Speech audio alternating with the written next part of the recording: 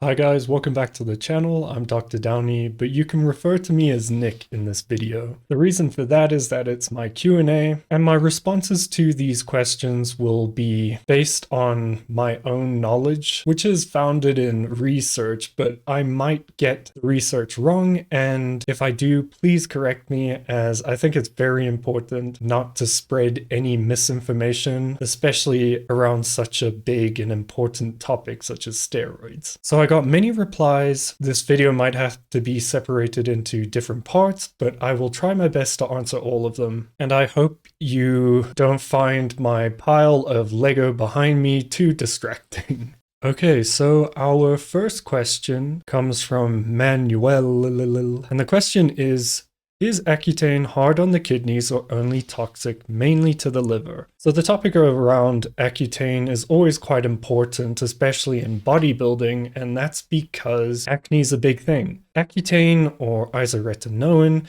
is commonly used. It is a vitamin A derivative, and thus it is quite well known and quite well demonstrated to have hepatotoxicity or liver toxicity, but this question pertain to the effect on the kidneys. So in terms of kidney function, we don't have any demonstrated data that I'm aware of that demonstrates renal issues with the use of Accutane, given that the dose is not too high. And if I remember correctly, guidelines kind of suggest if you do have elevated serum creatinine that when using Accutane, you should just monitor it closely. But in summary, there's no data to suggest that Accutane is harmful to the kidneys, but one should take extra caution before using it if you do have renal disease. Okay, the second question is Tongkat Ali, yay or nay? And I see a comment saying complete waste of time and money. Okay, so let me give my not so educated opinion on Tongkat Ali. So there has been one systematic review and meta-analysis that was released around Tongkat Ali, and a lot of people looked at this and looked at the conclusion and saw that Tongkat Ali does raise serum testosterone. However, the issue was there wasn't a clinically significant elevation in testosterone in groups that were not hypogonadal, i.e. in the individuals who had a baseline testosterone of more than 300 nanograms per deciliter. However, in the hypogonadal group, there was a demonstrated increase that did reach statistical significance. Whether or not it makes a real difference to their libido and quality of life, I don't know. There has been a study that demonstrated that those parameters improved, but I always get a bit hesitant when looking at these herbal supplements, and it's more or less a conspiracy theory, I don't know, that I might have, but don't quote me on this. When it comes to herbal medication, it's important to look at where the studies came from. Countries such as China and India tend to publish the most data on these herbal medications. And it might be a coincidence that they too have large wholesale sites such as Alibaba that generate quite a large amount of income, and that is used by these supplement companies in different countries. And thus, if this herbal supplement has data to support its clinical efficacy, this could potentially result in more sales. Now, I'm not saying you shouldn't trust these studies. I'm just saying that maybe they should be taken with a grain of salt, especially when it comes to such a profitable industry.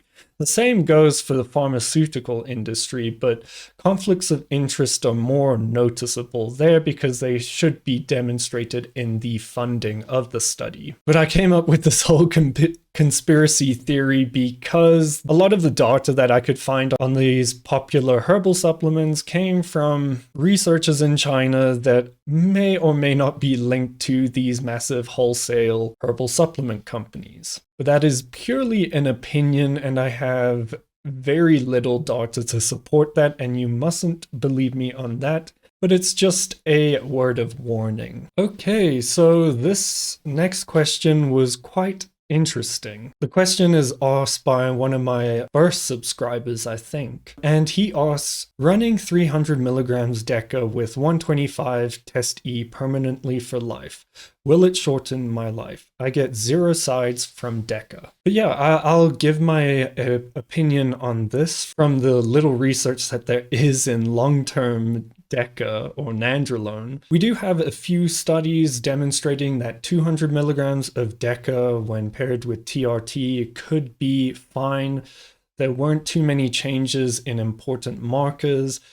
Expectedly, there was a decrease or worsening of cholesterol, but I know this individual and he's very on top of his health. If you're running those permanently for life, the 300 milligrams of Deca, 125 test E has quite a lot of scientific data to suggest that it's probably safe, provided you do regular checkups. But let's look at the Deca. So major issues with Deca would be the suppression. We have data that shows that 19-or derivatives, and more specifically Deca, don't have such great effects on your testicles and can be quite toxic to them. So if fertility is a concern, that might alter your decision. But the question was more around, will it shorten my life? And we know that Deca is quite harsh on the cardiovascular system. Most of this has been demonstrated through animal models and animal studies. We don't have human studies that have demonstrated crazy side effects from Deca, but that's because the dosages are moderate. And by moderate, I mean 200 milligrams a week or less. So 300 is a bit above that. And what we'd have to look out for is mostly cardiovascular toxicity. I'm mentioning the well-demonstrated effect that nandrolone has on the Bézal-Jarisch reflex. I had to look up the spelling because I always forget how to say it. Again, done in rats, and essentially it showed that high doses or supraphysiological doses of nandrolone seem to reduce sensitivity to this reflex. And it is a protective effect. I might not mention all of them, but essentially it really helps with coronary vasodilation. So in the case of, let's say, myocardial infarction or a clot, this would help improve the outcomes for that individual. It is also important in reperfusion, again relating back to myocardial ischemia. Its main effects though are bradycardia, hypotension, so essentially lowering in blood pressure, and nandrolone seems to interfere with this and make your body less sensitive to that.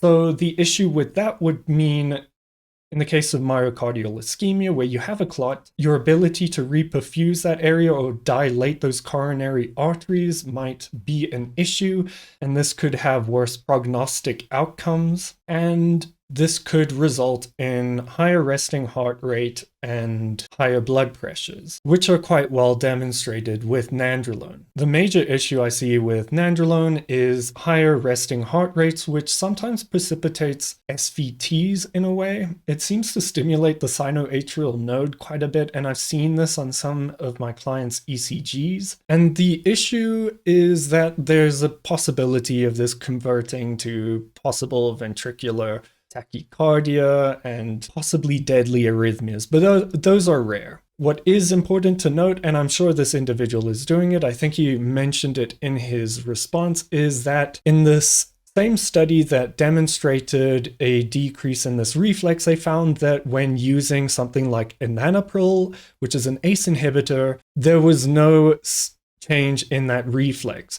This again suggests the important role of ACE inhibitors or ARBs in those cruising with anabolics. And I see here he says he's taking telmisartan to prevent LVH, which is also fair. So by inhibiting that renin-angiotensin-aldosterone system, you are pretty much preventing those possible negative side effects, and you can monitor your response to the medication to see if you need to increase your telmisartan or whatever it be, ACE inhibitor, because If your heart rate isn't coming down, or your blood pressure more specifically is still elevated or not where we would like it to be, ideally in the case of someone cruising less than 120/80, then we would titrate the dose to that effect. ARBs aren't or ACE inhibitors and ARBs aren't the only ones that have demonstrated this effect.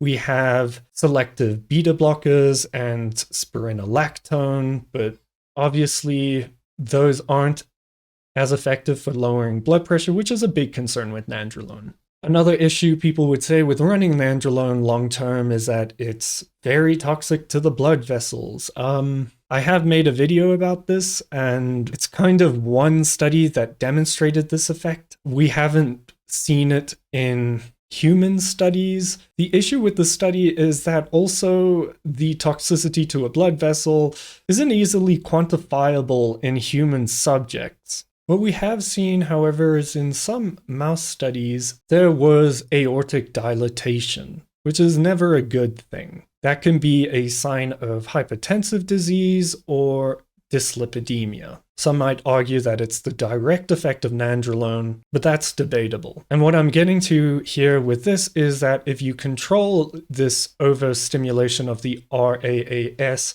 as well as control your lipids to within a decent range, preferably lower, cruising on higher doses of anabolics could be safe. Will it shorten your life? I don't know. Hypothetically, or just speaking from what seems to be correct in my mind, and I'm sure others share the same opinion, is that you would probably live a longer life without it, but maybe your quality of life wouldn't have been as good. That's up to you to assess. But when running Deca long term, I would strictly control my blood pressure and my cholesterol levels. And then I would go for a possible abdominal ultrasound, yearly or 6 monthly. It's up to you to see the diameter of that aorta, given that you do not want an aortic aneurysm. Possible echocardiogram, but these are all kind of just general screening tools that a lot of steroid users use. But if you want to be as safe as possible, I suppose they could be of benefit. Obviously, getting your bloods done regularly. And if you have those all under control, in theory, you should live your normal life. But obviously, if you were to take nothing, you would probably live longer if you weren't hypogonadal. Also, Deca does seem to have neurological side effects, but some people tend to feel better on nandrolone, such as this individual. Another issue is possible erectile dysfunction, but you've got the testosterone enanthate in there that will convert to DHT, since DHT is important for the nitric oxide production in the penis. And if you were just running Deca, that wouldn't really occur and could precipitate erectile dysfunction. Again, none of this is advice. I'm speaking to you guys as a friend and just drawing on knowledge I have. Okay, so the next question is that 600 milligram testosterone E cycle at 24 weeks, did that take into account the Ester weight? I think he's referring to the study where they compared 600 milligrams of testosterone to placebo and had different groups where people took 600 milligrams, trained or didn't train, and then the placebo who trained or didn't train. They probably didn't take Ester weight into account. Not many studies do. The importance of Ester weight, when you really think about it, when using supraphysiological dosages, probably negligible. The case of TRT, maybe it could become important. But again, I think studies should probably shift away from dosages and probably looking at serum levels instead, as this would give a more accurate indication of what different serum levels do to your body, because so many different factors impact how much one person could get from a 600 milligram injection of testosterone. There's your own body absorption after it's been injected into the muscle, your esterase, enzyme levels, and a whole bunch of different factors that could alter your serum level response to the injection. So it would probably be better to control for serum levels and see if that makes it a bit more accurate when trying to dose testosterone. So the next question is, why do so many men only get 700 total testosterone level from a 200 milligram testosterone injected weekly?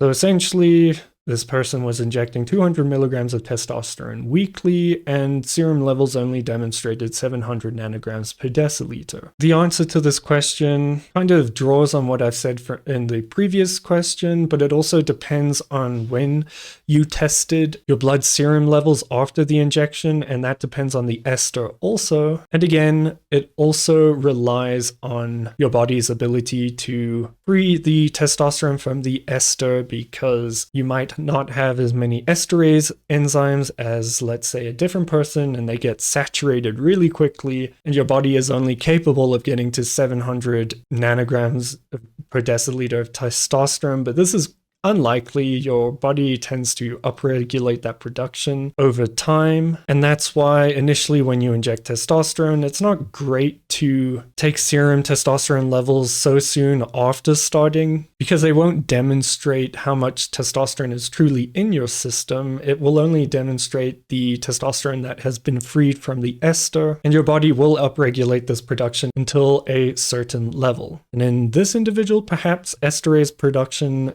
is not as high as others, which is why total testosterone was lower. That's probably unlikely, but again, not impossible. I've seen individuals on 250 milligrams of testosterone every 5 days and still only get 500 nanograms per deciliter. So there are many individual variations or genetic variations that could change the response of your body to testosterone administration.